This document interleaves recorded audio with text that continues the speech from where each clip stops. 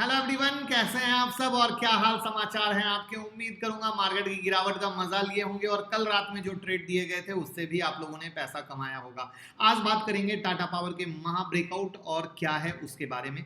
Invesco और जी के बीच में जो एकदम तकरार चल रही है वो क्या है, मारुति इन्वेस्टर के लिए क्या बैड न्यूज है, एयरटेल वोडाफोन आइडिया पर लग रहा है जुर्माना तो क्या हो सकता है इम्पैक्ट, फ्यूचर रिटेल को लग रहा है जोर का झटका जोर से, पारस डिफेंस आईपीओ बम्पर लिस्टिंग के बाद अब आपको क्या करना चाहिए, और वीएसटी डीलर्स जो ट्रैक्टर बनाने वाली कंपनी है क्या है उसके लिए न्यूज। वैसे तो लगातार अच्छी बहुत सारी न्यूज आती रहती है। तो मैं मुकुल अग्रवाल आपका आप ही के यूट्यूब चैनल में स्वागत करता हूं। जो भी नए लोगों इस चैनल को जरूर सब्सक्राइब कीजिएगा क्योंकि ये है रात के 8:30 बजे का शो जहां हम देते हैं कुछ ट्रेड हमारी फैमिली कमा सके। और स्टॉक मार्केट की किसी भी ब्रेकिंग न्यूज के लिए ट्विटर और टेलीग्राम से जुड़ जाइए, सारी ब्रेकिंग न्यूज सबसे पहले आपको मिलेगी। ये हमारा प्रॉमिस है, लाखों लोग जुड़कर फायदा ले रहे हैं। चलिए शुरू करते हैं जी और इन्वेस्को से। आपको पता है इन्वेस्को चाहता है पुनीत गोयनका जी हट जाए, राइट है। वहीं पर फटाफट में जी ने सोनी के साथ डील कर ली और उस डील में एक शर्त थी कि पुनीत गोयनका नहीं हटेंगे। उसके बाद क्या हुआ, इन्वेस्को एनसीएलटी में चली गई। अब एनसीएलटी में जाने के बाद भैया वो कहानी वही थी कि ईजीएम बुलाया जाए, तो जी इंटरटेनमेंट का कहना है कि वो ईजीएम नहीं बुलाएगी। और फ्राइडे को कंपनी ने बोर्ड मीटिंग बुलाई थी, उसमें ये फैसला लिया। अब इससे क्या होना है, दोनों के बीच तकरार बढ़नी है। जबकि थर्सडे को ही एनसीएलटी ने जी इंटरटेनमेंट को आदेश दिया था कि वो बताए ईजीएम के बारे में जानकारी दे, तो उसने ये जानकारी दे दी कि हम नहीं बुलाने वाले हैं। अब एनसीएलटी इस मैटर की सुनवाई 4 अक्टूबर को करेगी। अब यहाँ पर ट्विस्ट क्या है, एक एक पॉइंट एज ए इन्वेस्टर समझने की जरूरत है। जो लीगल एक्सपर्ट्स हैं वो कहते हैं कि अगर शेयर होल्डर ने इन्वेस्को का साथ दिया तो पुनीत गोयनका की छुट्टी हो सकती है। तो अब सवाल है कि कहीं ना कहीं कुछ तो सोच के ईजीएम नहीं बुलाया होगा। कहीं ऐसा तो नहीं है कि जैसे रातों रात सोनी की डील कर ली वैसे ही कुछ अंदर में सेटिंग करके शेयर होल्डर इनके फेवर में हो जो इन्वेस्को का साथ ना दे, राइट। तो ये जो ट्विस्ट है ना कि किसका पलड़ा भारी होगा, जो इन्वेस्टर हैं वो किसका साथ देंगे, इन्वेस्को का साथ देंगे या पुनीत गोयनका का साथ देंगे, ये सारा खेल वहीं से तय होगा। अगर इन्वेस्टर ने पुनीत गोयनका का इन्वेस्टर ने अगर इन्वेस्को का साथ दिया तो पुनीत गोयनका की छुट्टी होगी, डील भी अटक सकती है। फिर नया बोर्ड चाहेगा तो डील करेगा, नहीं चाहेगा तो नहीं करेगा क्योंकि फैसला उसके हाथ में रहेगा। तो ये वो सारी चीज़ें हैं जो चल रही हैं और कहीं ना कहीं जो इंट्राडे बेस पे ट्रेड करते हैं उनके लिए बहुत ही ध्यान देने वाली बात है। एक गुड न्यूज़ आ जाएगी ना, अगले दिन तुरंत शेयर भाग जाएगा, और एक बैड न्यूज़ आ जाएगी तुरंत शेयर गिर जाएगा। तो प्लीज़ कोई भी पोजीशन बना रहे हैं तो इन सब चीज़ों का ध्यान रखेंगे क्योंकि बिग इन्वेस्टर जो आप लोग सुनते हैं, राकेश झुनझुनवाला ने ले लिया, किसी फंड मैनेजर ने ले लिया, किसी बाहर की कंपनी ने, वो सब प्योर इन्वेस्टमेंट के लिए लेते हैं और उनके पोर्टफोलियो में न जाने कितने शेयर होते हैं, और आपके पोर्टफोलियो में एक शेयर ने बड़ा झटका दे दिया तो आप संभल नहीं पाएंगे। तो मेरी रिक्वेस्ट रहेगी इन चीज़ को जानिएगा, समझिएगा। अब हम बात करते हैं मारुति के बैड न्यूज़ के रिगार्डिंग। देखिए मारुति ने कहा है कि अक्टूबर महीने में जो उनका हरियाणा और गुजरात का प्लांट है वहां पर कारों का प्रोडक्शन जो नॉर्मल लेवल है, नॉर्मल से 60% ही होगा, यानी 40% की हो गई कटौती। रीजन क्या है, रीजन है सेमीकंडक्टर की आपूर्ति में कमी। आपको पता है पूरा का पूरा ऑटोमोबाइल सेक्टर इस समय चिप के संकट से जूझ रहा है और इसी के कारण कारों के प्रोडक्शन में कमी लाने को मजबूरी है। अब इम्पैक्ट क्या आएगा, फेस्टिवल सीजन जहां आप जानते हो कार की सेल लगती है, बम्पर सेल होती है, वहां पर इंपैक्ट आएगी और वहां पर इंपैक्ट आएगा तो रेवेन्यू में इंपैक्ट आएगा। Due to that reason Maruti down जा रहा है। तो प्लीज कोई भी पोजीशन बनाते हैं थोड़ा सा ध्यान रखिएगा और कोई भी जल्दबाजी करने की कोशिश मत कीजिएगा वरना आप अटक सकते हैं। अब हम बात करते हैं Airtel Vodafone. Yes, Airtel Vodafone idea पर जुर्माना। टेलीकॉम सेक्टर की प्राइवेट कंपनी है वोडाफोन आइडिया और भारतीय एयरटेल, इस पर हजारों करोड़ का जुर्माना लगा है और 3 हफ्ते का वक्त मिला है। लेकिन यहां पर भारतीय एयरटेल ने कहा यह गलत है और हम इस फैसले को चुनौती देंगे, जबकि अभी वोडाफोन आइडिया ने कुछ नहीं कहा है। मामला क्या है, तो एक्चुअली ने ये ट्राई की, 5 साल पुरानी मांग थी जो सिफारिश थी उसके आधार पर जुर्माना लगाया है, जिसमें वोडाफोन आइडिया पर 2000 करोड़ और भारतीय एयरटेल पर 1050 करोड़ का जुर्माना लगा है। इन सब चीज के मद्देनजर भारतीय एयरटेल और वोडाफोन आइडिया दोनों ही आप प्रेशर में देख रहे हो। तो एक नेगेटिव न्यूज किसी भी स्टॉक के लिए इंट्राडे बेस पर आराम से नेगेटिव बन जाती है, और एक पॉजिटिव न्यूज इंट्राडे बेस पर आराम से पॉजिटिव न्यूज बन जाती है, पॉजिटिव मूव दे जाती है। तो इस चीज का बहुत ही सतर्कता से ध्यान रखना होता है, और इसीलिए हम कहते हैं अगर आप न्यूज ट्रैक करेंगे तो आपको कभी दिक्कत नहीं होगी। और न्यूज कहाँ मिलेगी? ट्विटर और टेलीग्राम पे, लिंक डिस्क्रिप्शन में है, अभी के अभी जुड़ जाइए। अब फ्यूचर रिटेल को लगने वाला है जोर का झटका, जोर से। ऐसे तो लगातार लग रहा है, क्यों? क्योंकि अमेजोन के साथ लड़ाई हो रही है, लीगल बैटल चालू है वहीं पर, क्योंकि अमेजोन का कहना है ना कि ये डील गलत है। तो अब दिन पर दिन अगर आप देखा जाए तो फ्यूचर ग्रुप की वैल्यूएशन गिरती जा रही है। वहीं पर रिलायंस का अब कहना है कि ये डील अब आगे और 6 मंथ बढ़ा दी गई है, डील को कंप्लीट करने की डेट, और वो डेट हो गई है 31 मार्च 2022 तक। तो अब क्यों? क्योंकि यही लीगल इशू चल रहे हैं, और लीगल इशू में कुछ भी ऐसा करना कहीं से सही नहीं होने वाला है रिलायंस के लिए भी। तो इन सब के मद्देनजर ये सारा मामला हो रहा है। लेकिन ओवरऑल पिटाई किसकी होने वाली है या परेशान कौन है? तो ओवरऑल फ्यूचर ग्रुप यानी फ्यूचर रिटेल में जो लोग फंसे हुए हैं वो लोग सबसे ज़्यादा परेशान हैं कि कब वापस जाएगा, कब अच्छा होगा। और इसीलिए मैं हमेशा कहता हूँ जब भी किसी में लीगल मैटर फंसता है वैसे शेयर से स्पेशली स्मॉल इन्वेस्टर को दूर हो जाना चाहिए, क्योंकि स्मॉल इन्वेस्टर के पास बहुत लिमिटेड अमाउंट होता है ट्रेड करने के लिए, इन्वेस्ट करने के लिए, और वही पैसे उनके ब्लॉक हो जाएंगे तो वो कुछ नहीं कर पाते। तो आई होप वो इन सब चीज़ों को कंसिडर करेंगे। और ऐसा एक एग्जांपल नहीं, आप फ्यूचर रिटेल देख लो, वोडाफोन आइडिया देख लो, यस बैंक देख लो, और अभी देख लो लेटेस्ट जिल में चल रहा है। काफ़ी अच्छी रैली हुई सिर्फ न्यूज़ पर, करेक्ट है, लेकिन अब जब से ये मामला अटका है और ये जितना खींचेगा वहां पर वही डांस दिखेगा, और जैसे ही मामला अगर रिजॉल्व क्विकली हो गया तो वापस से जिल नॉर्मल हो जाएगा। ये समझने की जरूरत है। अब हम बात करते हैं पारस डिफेंस शेयर। 175 इशू प्राइस था, 492 पर क्लोज हुआ है, 185% की रैली हुई है, यानी बम्पर लिस्टिंग गेन मिला है। बम्पर लिस्टिंग गेन क्यों मिला है? कंपनी से ऑलरेडी मैंने दोस्ती करा दी थी, क्योंकि ये अपने फील्ड का डोमिनेंट प्लेयर है। स्टॉक मार्केट में जो लिस्टेड कंपनियां हैं इनके बिजनेस में वो ये अकेली कंपनी है। ये स्पेस और डिफेंस सेक्टर को कैटर करते हैं, साथ में इन्हें ह्यूज बेनिफिट मिलने वाला है जो सेंट्रल गवर्नमेंट की फ्लैगशिप प्रोग्राम है आत्मनिर्भर भारत और मेक इन इंडिया इनिशिएटिव का, जिसके कारण ये सारा चीज देखा जा रहा है। वैल्यूएशन भी बहुत जेन्युइन थे, लेकिन अब क्या? मैं बहुत प्यारी, बहुत प्रैक्टिकल बात बताऊंगा जिसको आप प्रॉपरली चेक कर सकते हो, और ज्यादा हिस्ट्री नहीं जाऊंगा क्योंकि मार्केट में नए लोग आए। सिर्फ 2020 और 2021 लाइन लगाकर बम्पर आईपीओ आए। बम्पर आईपीओ ने बम्पर लिस्टिंग गेन भी दिया, लेकिन आप किसी भी आईपीओ को चेक कर लो, उसमें से 70%, मेरे शब्द को बहुत ध्यान से सुनना, एक एग्जांपल देता हूं कि अगर 10 आईपीओ आए तो 7 आईपीओ जो बम्पर लिस्टिंग दिए, बम्पर लिस्टिंग के बाद 2-3 दिन तक ऊपर चले, उसके बाद उसकी वैल्यूएशन इतनी ज्यादा हो गई कि वो थोड़ा सा साइडवेज हो गए, और काफी दिन साइडवेज होने के बाद वापस चले थे। चाहे आप हैप्पीएस्ट माइंड को देख लो या किसी और को देख लो। हैप्पीएस्ट माइंड के बारे में इसलिए बोला क्योंकि हैप्पीएस्ट माइंड को सब लोग जानते हैं और उनके दिमाग में बसा हुआ है हैप्पीएस्ट माइंड।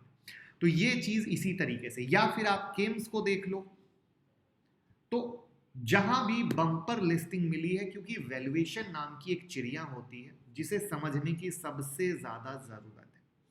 तो अगर आप जो एग्जाम्पल के लिए क्या हुआ, आज रैली हुई, एग्जाम्पल के लिए सोचो मंडे को रैली हो, ट्यूसडे को रैली हो, तो 2-3 दिन रैली होती है, बट उसके बाद चीज अटक जाती है। तो क्या आप उस चीज को हैंडल करने को तैयार हो? तो इन चीजों को प्रैक्टिकली चार्ट पे देख लीजिएगा तो आपको रियल पिक्चर निकल के आ जाएगी।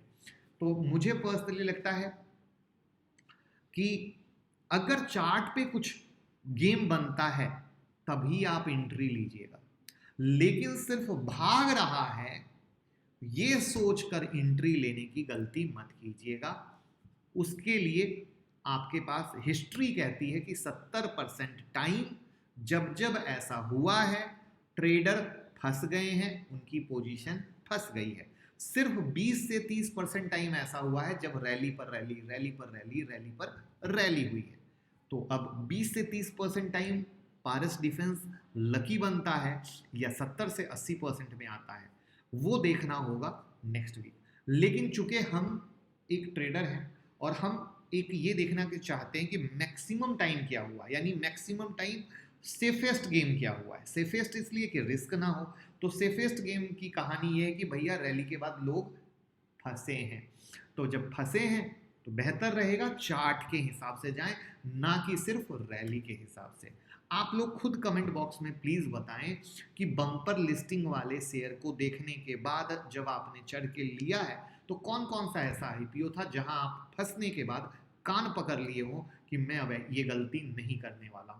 मैं चाहूंगा हर एक आदमी ईमानदारी से कमेंट बॉक्स में बताए, जिससे हमारी इतनी बड़ी फैमिली जो हर दिन नए नए मार्केट में लोग आ रहे हैं उन्हें प्रैक्टिकल सीखने को मिले। आपके कमेंट को देखकर वो गलती दोबारा ना करें, ऐसा मेरा मानना है। बल्कि वो चार्ट पे जाएं और चार्ट के हिसाब से जब मूवमेंट मिले, अलाउ मिले, तब जाके ट्रेड करें, ये मेरा मानना है। आई होप आप भी एग्री करते होंगे और कमेंट बॉक्स में अब तक तो काफ़ी लोगों ने लिख दिया होगा।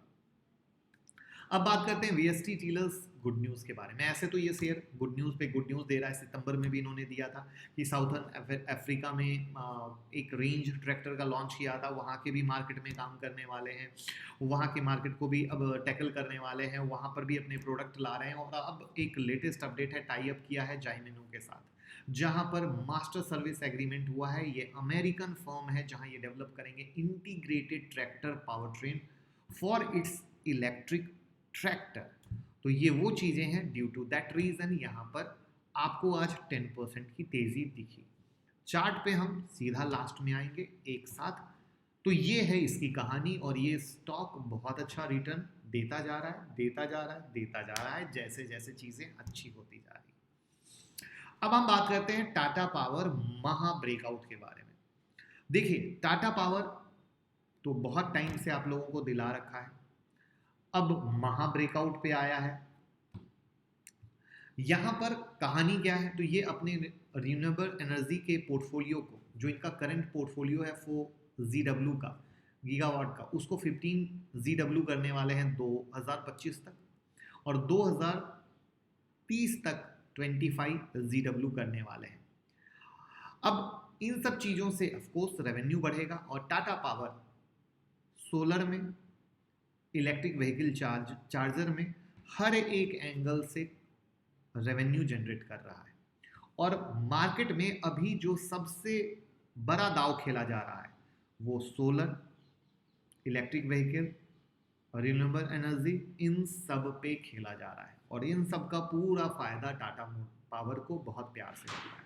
तो अगर आप इन्वेस्टर हैं मेरे दोस्त, तो जो पोजीशन मैंने नीचे से 80 रुपए के रेट से दिला रखी है, आराम से पकड़ के बैठिए, 5 साल के बाद मज़ा लीजिएगा, बहुत मज़ा आने वाला है। अब चलते हैं सबसे पहले चार्ट पे, उसके बाद हम जानेंगे स्टॉक मार्केट में क्यों गिरावट हो रही है। तो अब शुरू करते हैं जिस खबर को हमने कवर किया था उनके चार्ट पे। तो जिल का चार्ट आपके सामने है। जैसा कि मैंने बताया, एक दिन अच्छी खबर, एक दिन बुरी खबर, और इस तरीके से धीरे धीरे जिल नीचे आ रहा है। यहाँ पर अगर टेक्निकल बात करें 260 है, बट कहानी वही है कि अगर बैड न्यूज़ आएगी गिरेगा, और कल गुड न्यूज़ आ जाए तो ये वापस से ऊपर भागने लगेगा। तो इसीलिए मैंने एक वार्निंग दी थी स्मॉल ट्रेडर और इन्वेस्टर को। यहाँ पर ये मारुति है, जहाँ पर किस तरीके से ये नीचे आ रहा है एक दिन की तेज़ी के बाद। और एक चीज़ मैं हमेशा कहता हूँ लोगों को कि सिर्फ एक दिन की तेज़ी पे हड़बड़ा के कोई भी पोजीशन नहीं बनानी चाहिए। उसका ये प्रूफ है कि ये किस तरीके से गिर रहा है, और किसी ने अगर जल्दबाजी में कुछ भी करने की कोशिश की होगी तो उनकी पोजीशन फंस गई होगी। अब बात करते हैं भारतीय एयरटेल की। एक अच्छी रैली के बाद 745 के अराउंड का जो रेसिस्टेंस लेवल था वहाँ से गिरा है, और अभी फिलहाल जो इनका सपोर्ट है वो है 666 के पास का। तो अभी फिलहाल इतना ही है, बट उससे ज़्यादा कुछ ट्रेडिंग टाइप का लेवल नहीं है कि जो मैं ट्रेडिंग लेवल देता हूं ना, वो ट्रेडिंग लेवल नहीं है। आइडिया वोडाफोन आपके सामने है, just red candle due to news. उसके बाद हम फ्यूचर रिटेल का भी चार्ट देख लेते हैं आपके सामने। ये देखिए किस तरीके से ऊपर नीचे लोग परेशान हैं, इसके अलावा और कुछ नहीं है। फिर हम आते हैं पारस डिफेंस पे, जहां पे आज नॉन स्टॉप प्यारी सी रैली हुई 492.45 का जो मैंने बताया वो अपर लेवल। इसके बाद आते हैं वीएसटी टीलर्स ट्रैक्टर वाले पे, जहां पे अभी ब्रेकआउट हुआ है 2900 के ऊपर में। तो अब इस पे जो सपोर्ट लेवल क्रिएट हो रहे हैं वो 2900 और 2800 के पास का है। साथ में अब बात करते हैं टाटा पावर की। तो टाटा पावर में जो इसका ब्रेकआउट लेवल था 160 का, उसके ऊपर हुआ है। बट चूंकि जैसा कि मैंने आपको प्रीवियस 8:30 PM की वीडियो में भी दिखाया था, ये 2008 के लेवल को ब्रेक कर रहा है, यानी महा ब्रेकआउट, ऐतिहासिक ब्रेकआउट। तो यहाँ पर सिर्फ एक कैंडल के ऊपर जाने से कुछ नहीं होता है, प्रॉपर यहाँ पर सस्टेन क्लोज करें तभी आप एक अच्छे रैली की उम्मीद कर सकते हो। बट टेक्निकली अगर बात करें तो डेफिनेटली 160 के ऊपर चल रहा है, जो कि अच्छा है। और हम तो भैया 180, 142, 50 हर रेट से दिला रखें, तो हम तो यही जानते हैं कि अगर आप एक सच्चे इन्वेस्टर हैं तो टाटा पावर अच्छा शेयर है। अब ये ऊपर गया है तो प्रॉफिट बुकिंग में कभी नीचे भी आ सकता है, यही मार्केट की माया है, जहां पे आपको समझने की जरूरत है कि ये देखिए ऊपर नीचे ऊपर नीचे ऊपर नीचे ऊपर, इस तरीके से ही कोई भी चार्ट चलता है। क्योंकि कोई मोस्टली क्या होता है, 2-4 रुपए ऊपर गया फिर 2-4 गिरा, आप लोग परेशान हो जाते हैं। ये टेंडेंसी अगर बदल देंगे तो अच्छा इन्वेस्टमेंट कमा सकेंगे। निफ्टी बैंक निफ्टी की बात करने से पहले, उसके लेवल के बारे में बात करने से पहले, क्यों ट्विटर टेलीग्राम फॉलो करें उसका प्रूफ देख लीजिए, जिससे आप लोग बिंदास जुड़ सकेंगे और हमारे जो दिए गए लेवल हैं उस पर भी बिंदास पैसे कमा सकेंगे। सबसे पहले रुचि सोया की न्यूज़, टाटा स्टील की न्यूज़, पारस डिफेंस कौन से एफएनओ में आने वाले हैं उसकी न्यूज़, आइनॉक्स की न्यूज़, आईटीसी की न्यूज़, मॉर्निंग मोटिवेशन, जहाँ पे मैंने एक बड़ी प्यारी सी चीज़ कही कि आपके बास्केट का एक भी एप्पल ख़राब हो जाए आप क्विकली हटा देते हैं। क्यों? क्योंकि वो बाकी एप्पल को ख़राब ना कर दे। करेक्ट है? वैसे ही अगर एक स्टॉक खराब रहता है उसे तुरंत हटाइए, नहीं तो आपके फंड को बर्बाद कर देगा। ये ब्रेकिंग न्यूज़ वोडाफोन आइडिया की मार्केट खुलने से पहले ही आपके साथ शेयर कर दी। Paras defence, penny stock cement sector का बता दिया। SDW सोलर जो हमने आपको दिया था 400 के ऊपर 434 अगेन आज मारा, अगेन किसी ने कमाया। पारस जिन लक्की को मिला उनको बहुत मज़ा आया। इंफा हमने दिया था, इंफा में तेज़ी हुई। उसके बाद डिक्सन हमने कल रात हैंडल किया था, डिक्सन में तेज़ी हुई। फ्लोर सेम हमने दिया था 1850 के ऊपर, वो आराम से हौले हौले ऊपर जा रहा है। तो इस तरीके से जो भी ट्रेड देते हैं वो आपके सामने है कि किस तरीके से जाते हैं। और अगर आपको मेरे लेवल को देखने समझने में कहीं भी दिक्कत है तो ये प्लेलिस्ट भी मैंने पिन कर दी थी, जहाँ पे entry, stop loss, target, profit booking, trailing stop loss, intraday है या स्विंग, आप सब कुछ सीखेंगे अगर इस प्लेलिस्ट को खूब अच्छे से देखते हैं, इस पे टाइम देते हैं, तो आपको कहीं से कोई दिक्कत नहीं आएगी। ये मेरी एक छोटी सी भाई वाली कोशिश है। उसके अलावा आपके अपने चैनल पे एक से एक बेहतरीन वीडियो लाइव हो चुकी है, वीकेंड में उसका मजा लें, सीखें और कमाते रहें। अब जानते हैं स्टॉक मार्केट क्यों गिर रहा है, और ये समझने की भी डिटेल में ज़रूरत है। उससे पहले अगर आपने लाइक का बटन नहीं दबाया है तो फटाफट लाइक का बटन दबा दीजिए। और हमारे लेवल से फ़ायदा हो रहा है, हमारी वीडियो से 1% भी वैल्यू एडिशन आपको अपने लाइफ में लग रही है, तो ट्रेडिंग अकाउंट भाई के लिंक के साथ खोल लें, लिंक डिस्क्रिप्शन में है। ये मुझे पता है आप सब लोगों के पास अकाउंट है, बट अगर आपको लगता है कि हम आपके लाइफ में वैल्यू एडिशन करते हैं तो बिंदास खोल सकते हैं, नहीं तो कोई बात नहीं है। चलिए शुरू करते हैं क्यों गिर रहा है। देखिए, एक तो फॉरकास्ट ये आ रहे हैं कि जो कॉर्पोरेट प्रॉफिट हैं वो शायद आगे आने वाले क्वार्टर में गिरे। दूसरा है बॉन्ड यील्ड इंक्रीज हो रहा है, और याद रखिएगा कॉर्पोरेट प्रॉफिट, कंपनी के प्रॉफिट गिरते हैं तो ये डेफिनेटली एक नेगेटिव पॉइंट होने वाला है, तो अभी से उसका इम्पैक्ट दिख रहा है। साथ में फेड बॉन्ड परचेज टेम्परिंग बहुत जल्दी स्टार्ट हो सकती है, जो टेम्परिंग है तो इसकी एक इम्पैक्ट दिख रही है। लेकिन मुझे जो सबसे ज़्यादा मेजर वाली स्टोरी दिख रही है वो है कि दुनिया की जो दूसरी लार्जेस्ट इकोनॉमी है वो एनर्जी क्राइसिस से जूझ रही है। पावर कट है, इंडस्ट्री के पावर कट कर दिए गए हैं, यानी हम चाइना की बात कर रहे हैं। वो एक बहुत बिग इम्पैक्ट है in short term. Long term की बात नहीं कर रहा हूँ, लॉन्ग टर्म में तो डेफिनेटली इंडिया को फायदा होगा। इन शॉर्ट टर्म ये डेफिनेटली एक बिग इम्पैक्ट है जिसके कारण ये सारा हो रहा है।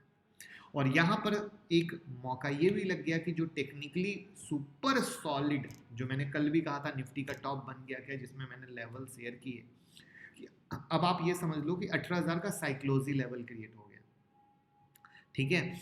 उसी तरीके से सेंसेक्स है वो अपर लेवल पे, बैंक निफ्टी जो अपर लेवल पे, ये सब एक मेजर रेसिस्टेंस के पास है। तो ये सब के मद्देनजर ये जैसे कहते हैं न्यूज़ भी आना, चार्ट के लेवल भी आना, ये सब एक साथ मिले हुए। अगर आप रात के 8:30 बजे को लगातार फॉलो करते होगे तो आपको पता होगा कि आप ये सारे अपर रेसिस्टेंस हम लगातार दे देंगे जब तक इसके अंडर है, कंप्लीट प्रेशर में है। तो भले जो लोग नया सुन रहे होंगे वो ये कह सकते हैं कि अरे अग्रवाल जी गिरने के बाद बोल रहे हैं, लेकिन जो रोज रात के 8:30 बजे का शो देखते हैं उन्हें क्लियर पता है कि हम क्लियर कह रखे हैं। तो ये वो चीज़ है जहाँ पे ये वो रीज़न मार्केट पे प्रेशर दे रहे हैं। तो प्लीज़ मैं लगातार कह रहा हूँ, आज फिर से वही गाना रिपीट कर दूँ, मार्केट में पोजीशन ट्रेड देख समझ के कीजिए, कहीं से कोई जल्दबाजी की ज़रूरत नहीं है। मार्केट में एक दौर आता है, आंख बंद करके ट्रेड करने का बम्पर पैसा बनता है, फिर वहाँ पे कुछ दिन का दौर आता है थोड़ा सा रुकने का, थमने का, तो कुछ उसी तरीके से मार्केट की कंडीशन है। और वहाँ पे मुझे लगता है स्टॉक स्पेसिफिक ज़्यादा फोकस कीजिए। जैसे हम आपको कुछ कुछ स्टॉक देते हैं ना और वो रैली करते हैं, तो स्टॉक स्पेसिफिक ज़्यादा रहिए और किसी भी पोजीशन में स्टॉप लॉस के साथ ट्रेड कीजिए जिससे ज़्यादा दिक्कत और मुश्किलें ना आए। वीडियो पसंद आई हो लाइक कमेंट शेयर कर दीजिएगा, लोगों के साथ शेयर कर दीजिएगा जिन्हें उन्हें भी वैल्यू एडिशन मिल सके, वो भी मार्केट को सही तरीके से समझ सकें और आपकी तरफ फ़ायदा ले सके। Thank you so much, bye bye everyone.